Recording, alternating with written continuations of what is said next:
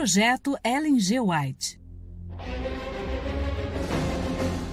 A leitura dinâmica dos livros do Espírito de Profecia. Eventos finais. Autora Ellen G. White.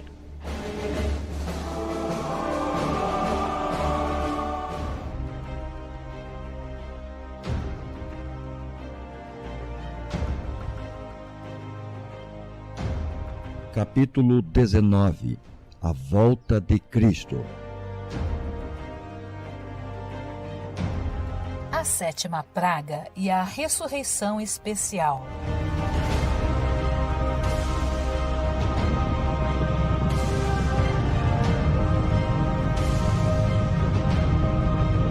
Há um grande terremoto, como nunca tinha havido desde que há homens sobre a terra. Tal foi esse grande terremoto. Apocalipse capítulo 16, versículo 18. O firmamento parece abrir-se e fechar-se. A glória do trono de Deus dir-se-ia atravessar a atmosfera. As montanhas agitam-se como a cana ao vento, e rochas irregulares são espalhadas por todos os lados. A terra inteira se levanta, dilatando-se como as ondas do mar. Sua superfície está a quebrar-se. Seu próprio fundamento parece ceder. Cadeias de montanhas estão a sossobrar. Desaparecem ilhas habitadas. Os portos marítimos que, pela iniquidade, se tornaram como Sodoma, são tragados pelas águas enfurecidas. Grandes pedras de saraiva, cada um do peso de um talento, estão a fazer obra de destruição. Apocalipse capítulo 16, versículo 19 ao 21. Abrem-se sepulturas, e muitos dos que dormem no pó da terra ressuscitarão, uns para a vida eterna, e outros para a vergonha e desprezo eterno. Daniel capítulo 12, versículo 2. Todos os que morreram na fé da mensagem do terceiro anjo saem do túmulo glorificados para ouvirem o concerto de paz estabelecido por Deus com os que guardaram a sua lei. Os mesmos que o traspassaram, Apocalipse capítulo 1, versículo 7, os que zombaram e escarneceram da agonia de Cristo e os mais acérrimos inimigos de sua verdade e povo, ressuscitam para contemplá-lo em sua glória e ver a honra conferida aos fiéis e obedientes. Deus anuncia o tempo da volta de Cristo. Nuvens negras e densas subiam e chocavam-se entre si. A atmosfera abriu-se e recuou. Podemos então olhar através do espaço aberto em Órion, de onde vinha a voz de Deus. Logo ouvimos a voz de Deus, semelhante a muitas águas, a qual anunciou o dia e a hora da vinda de Jesus. Os santos vivos, em número de 144.000, reconheceram e entenderam a voz, ao passo que os ímpios julgaram fosse um trovão ou terremoto.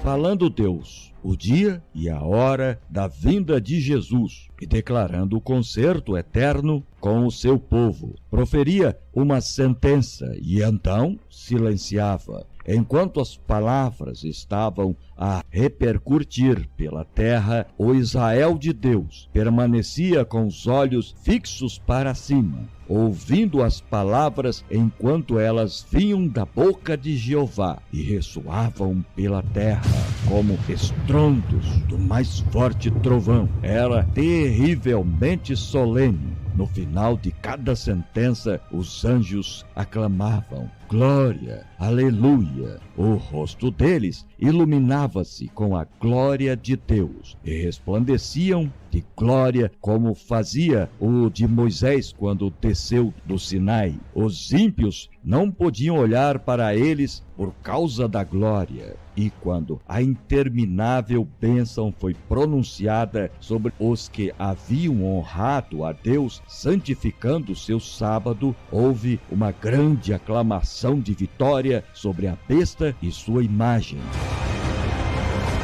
Não tenho o mais leve conhecimento quanto ao tempo anunciado pela voz de Deus. Ouvi a hora proclamada, mas não tinha lembrança alguma daquela hora depois que saí da visão. Cenas de tal emoção, solene interesse, passaram por mim de maneira que linguagem alguma é capaz de descrever.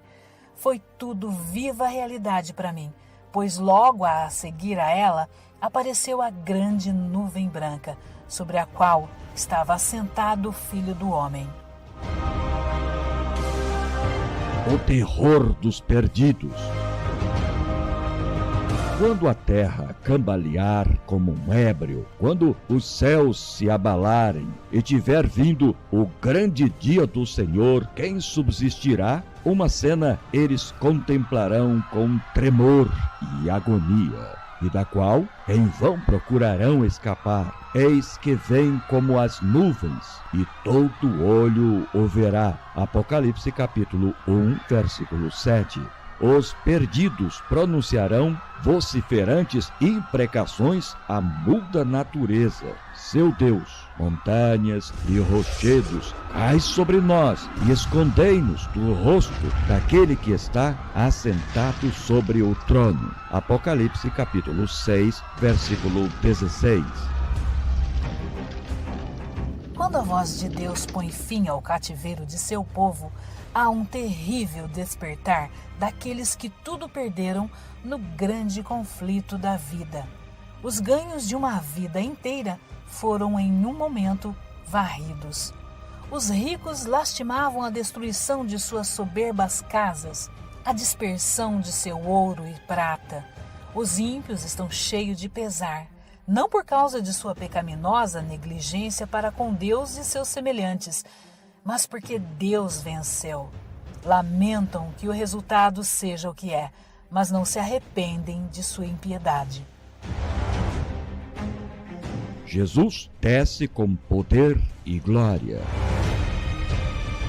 Surge logo no oriente uma pequena nuvem negra, aparentemente da metade do tamanho da mão de um homem. É a nuvem que rodeia o Salvador e que, à distância, parece estar-se envolta em trevas. O povo de Deus sabe ser esse o sinal do Filho do Homem. Em solene silêncio, fitam-na enquanto se aproxima da terra, mais e mais brilhante e gloriosa, até se tornar grande nuvem branca, mostrando na base uma glória semelhante ao fogo consumidor, encimada pelo arco-íris do concerto. Jesus, na nuvem, avança como poderoso vencedor. Com antífonas de melodia celestial, os santos anjos, em vasta e inumerável multidão, acompanham-no em seu avanço. O firmamento parece repleto de formas radiantes, milhares de milhares, milhões de milhões. Nenhuma pena humana pode descrever esta cena. Mente alguma mortal é apta para conceder seu esplendor. O Rei dos Reis desce sobre a nuvem, envolto em fogo chamejante, e os céus enrolam-se como um pergaminho, e a terra treme diante dele, e todas as montanhas e ilhas se movem de seu lugar. A reação dos que o transpassaram. Os que desempenharam a parte mais saliente da rejeição e crucifixão de Cristo ressuscitarão para vê-lo como ele é, e os que rejeitaram a Cristo ressurgirão e veem os santos glorificados. E é nessa ocasião que os santos são transformados num momento, no abrir e fechar de olhos, e são arrebatados para o encontro com seu Senhor nos ares. Os mesmos que puseram nele o manto de púrpura e lhe colocaram sobre a fronte a coroa de espinhos, e os que lhe perfuraram as mãos e os pés com os cravos, olham para ele e pranteiam. Lembram como seu amor foi menosprezado e como se abusou de sua compaixão. Pensam em como Barrabás, um assassino e salteador, foi escolhido em seu lugar. Como Jesus foi coroado com espinhos, açoitado e crucificado, como nas horas de sua agonia sobre a cruz, os sacerdotes e maiorais escarneceram dele, dizendo: desça da cruz e creremos nele. Salvou os outros, a si mesmo não pode salvar-se. Todos os insultos e afrontas a Cristo, todo o sofrimento causado a seus discípulos estarão tão vívidos na memória deles como quando foram praticados os atos satânicos.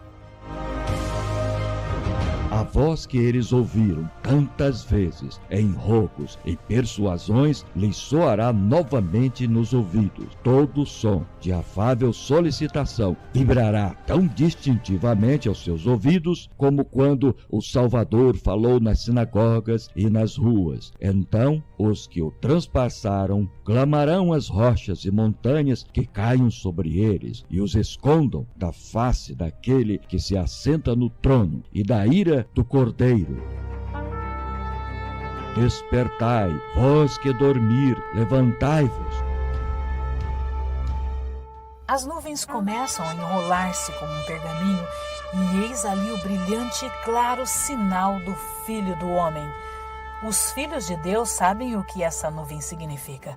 Ouvem-se sons musicais e à medida que se aproxima, abrem-se as sepulturas e os mortos são ressuscitados. Não vos maravilheis disto, porque vem a hora em que todos os que se acham nos túmulos ouvirão a sua voz e sairão. João capítulo 5, versículo 28 e 29. Esta voz ressoará em breve por todas as hostes dos mortos, e todo santo que dorme em Jesus despertará e deixará sua prisão. Os preciosos mortos desde Adão aos últimos santos que morreram hão de ouvir a voz do Filho de Deus e sairão dos sepulcros para a vida imortal. Por entre as vacilações da terra, o clarão do relâmpago, o ribombo do trovão, a voz do Filho de Deus chama os santos que dormem. Ele olha para a sepultura dos justos e, levantando as mãos para o céu, brada: despertai, despertai, despertai, vós que dormis no pó, e ressurgi por todo o comprimento e largura da terra. Os mortos ouvirão aquela voz, e os que ouviram viverão, e a terra inteira ressoará com o passar do exército extraordinariamente grande de toda a nação, tribo, língua e povo. Do cárcere da morte vêm eles, revestidos de glória imortal, clamando: onde está, ó morte, o teu aguilhão? Onde está, ó inferno, a tua vitória? 1 Coríntios capítulo 15, versículo 55. E os vivos justos e os santos ressuscitados unem as vozes em prolongada e jubilosa aclamação de vitória. De cavernas, covas e calabouços. Nas fortalezas das montanhas, nas cavernas e brenhas da terra, o Senhor revelará a sua presença e sua glória. Mais um pouquinho e o que há de vir virá, e não tardará. Seus olhos, qual chama de fogo, penetram nos aferrolhados calabouços e buscam-os ali escondidos, pois seus nomes estão escritos no livro da vida do Cordeiro. Esses olhos do Salvador estão acima de nós, em nosso redor, observando toda dificuldade, discernindo todo o perigo, e não há lugar onde seus olhos não possam penetrar, nenhuma tristeza e sofrimento de seu povo onde não chegue a simpatia de Cristo. O Filho de Deus ficará tomado de terror à primeira vista da majestade de Jesus Cristo. Sente que não pode viver em sua santa presença, mas, como a João, vem-lhe a palavra: não temas. Jesus colocou a mão direita sobre João e ergueu-o da sua posição prostrada. O mesmo fará a seus filhos leais e confiantes. Os herdeiros de Deus vieram das águas furtadas, das choças, dos calabouços, dos cadafalsos, das montanhas, dos desertos, das covas da terra, das cavernas do mar, das profundezas do oceano e de minas e montanhas. Quando Cristo vier reunir para si os que foram fiéis, soará a última trombeta, e toda a terra, dos cumes das mais altas montanhas aos mais baixos recantos das minas mais profundas, a ouvirá. Os justos mortos ouvirão o som da última trombeta e sairão de suas sepulturas para ser revestidos de imortalidade e encontrar-se com o seu Senhor. Demoro-me com prazer sobre a ressurreição dos justos, os quais sairão de todas as partes da terra, de cavernas rochosas, de calabouços, das covas da terra, das águas do mar. Ninguém é passado por alto, todos ouvirão sua voz. Eles sairão com regozijo e vitória.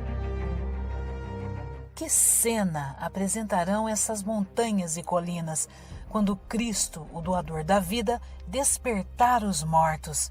Eles virão das cavernas, de calabouços, de fundo poços, em que seus corpos foram sepultados. Os ímpios são mortos na desvairada contenda sobre as próprias e violentas paixões e pelo derramamento terrível da ira de Deus, sem mistura, sucumbem os ímpios habitantes da terra, sacerdotes, governadores e povo, ricos e pobres, elevados e baixos, e serão os mortos do Senhor naquele dia, desde toda a extremidade até a outra extremidade da terra. Não serão pranteados, nem recolhidos, nem sepultados. Por ocasião da vinda de Cristo, os ímpios são eliminados da face de toda a terra, consumidos pelo espírito de sua boca e destruídos pelo resplendor de sua glória. Cristo leva o seu povo para a cidade de Deus e a terra é esvaziada de seus moradores. Para o pecado, onde quer que se encontre, nosso Deus é um fogo consumidor. O Espírito de Deus consumirá pecado em todos quantos se submetem a seu poder. Se os homens se apegarem ao pecado, ficarão com ele identificados. Então, a glória de Deus, que destrói o pecado, tem que destruí-lo. A glória de seu rosto, que para os justos é vida, será para os ímpios um fogo consumidor. A destruição dos ímpios, um ato de misericórdia. Poderiam aqueles cuja vida foi empregada em rebelião contra Deus ser subitamente transportados para o céu e testemunhar o estado elevado e santo de perfeição que ali sempre existe, estando toda a alma cheia de amor, todo o rosto irradiando de alegria, ecoando em honra de Deus e do Cordeiro, uma arrebatadora música em acordes melodiosos e fluindo da face daquele que se assenta sobre o trono uma incessante torrente de luz sobre os remidos? Sim, poderiam aqueles cujo coração está cheio de ódio a Deus, a verdade e a santidade, unir-se à multidão celestial e participar de seus cânticos de louvor? Poderiam suportar a glória de Deus e do Cordeiro? Não, absolutamente. Anos de graça lhes foram concedidos a fim de que pudessem formar caráter para o céu. Eles, porém, nunca exercitaram a mente no amor à pureza. Nunca aprenderam a linguagem do céu. E agora é demasiado tarde. Uma vida de rebeldia contra Deus incapacitou-os para o céu. A pureza, a santidade, a paz, dali lhes seriam uma tortura. A glória de Deus seria um fogo consumidor. Almejariam fugir daquele santo lugar. Receberiam alegremente a destruição, para que pudessem esconder-se da face daquele que morreu para os remir. O destino dos ímpios se fixa por sua própria escolha. Sua exclusão do céu é espontânea de sua parte e justa e misericordiosa da parte de Deus. Rumo ao lar. Os justos vivos são transformados num momento, num abrir e fechar de olhos. A voz de Deus foram eles glorificados. Agora tornam-se imortais e os santos ressuscitados são arrebatados para encontrar com o seu Senhor nos ares. Os anjos ajuntarão os seus escolhidos desde os 4 ventos de uma outra extremidade dos céus. Criancinhas são levadas pelos santos anjos aos braços de suas mães.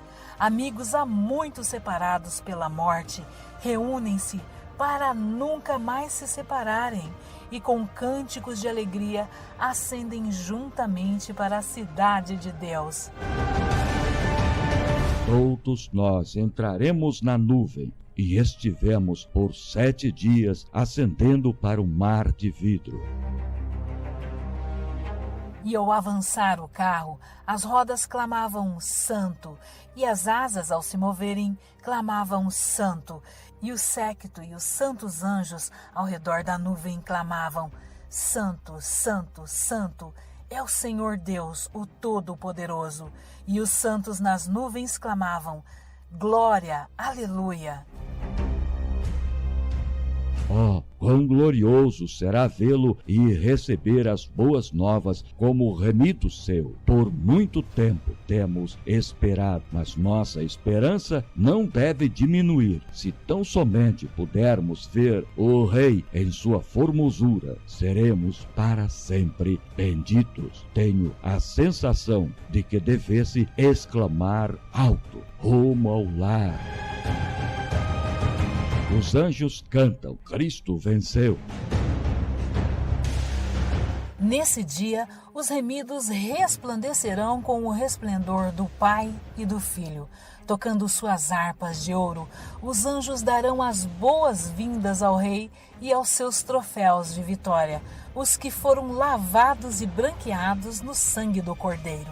Um cântico de triunfo ressoará, enchendo todo o céu.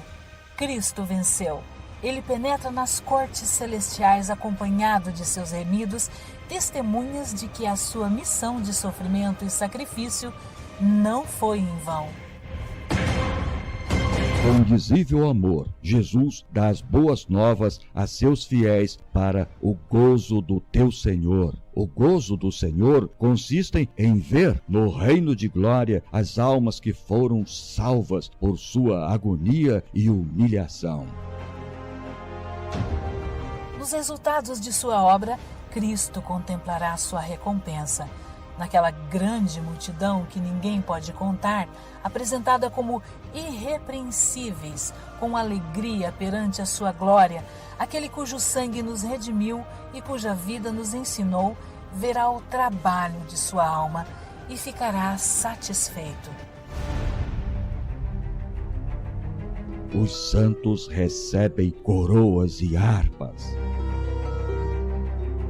Vi então grandíssimo número de anjos trazerem da cidade gloriosas coroas, sendo uma para cada santo, com seu nome escrito na mesma. Pedindo Jesus as coroas aos anjos, apresentaram-nas a ele, e com sua própria destra o adorável Jesus as colocou sobre a cabeça dos santos.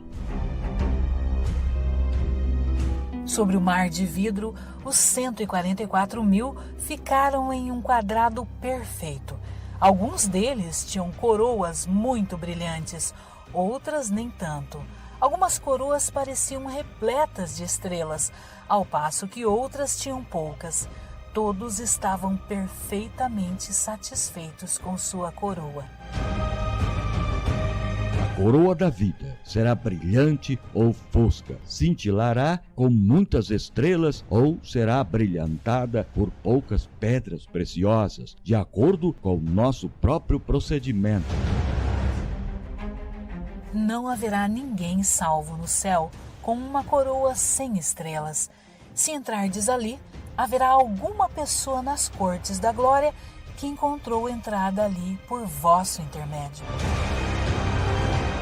Antes de entrar na cidade de Deus, o Salvador concede a seus seguidores os emblemas da vitória, conferindo-lhes as insígnias de sua condição real. As fileiras esplendentes são dispostas em forma de um quadrado aberto ao centro, ao redor de seu rei. Sobre a cabeça dos vencedores, Jesus, com sua própria destra, põe a coroa de glória. Em cada mão são colocadas as palmas do vencedor e a harpa resplandecente. Então, ao referirem as notas, os anjos diligentes, todas as mãos deslizam com maestria sobre as cordas da harpa, tirando-lhes suave música em ricos e melodiosos acordes. Diante da multidão de resgatados está a santa cidade. Jesus abre amplamente as portas de pérolas, e as nações que observam a verdade entram.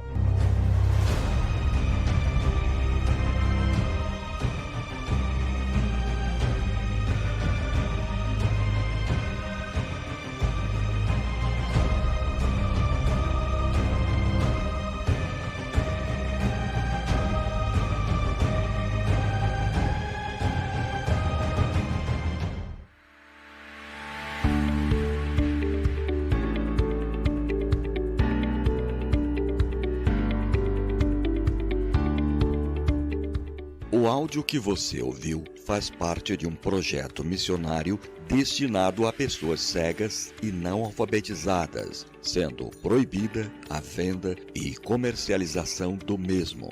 Os direitos no Brasil do livro Eventos Finais, da escritora Ellen G. White, são da Casa Publicadora Brasileira.